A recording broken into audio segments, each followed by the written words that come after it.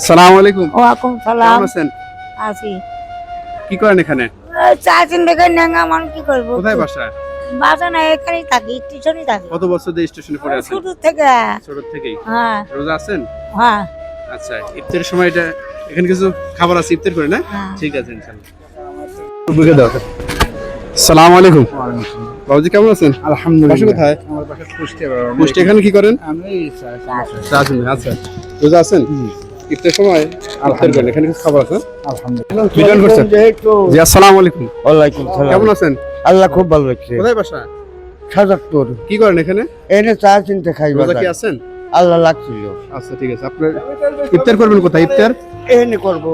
আজ এখানে ইফতার করে না। আচ্ছা ঠিক আছে, হ্যাঁ? ইফতার করেন, খাবার আছে এখানে।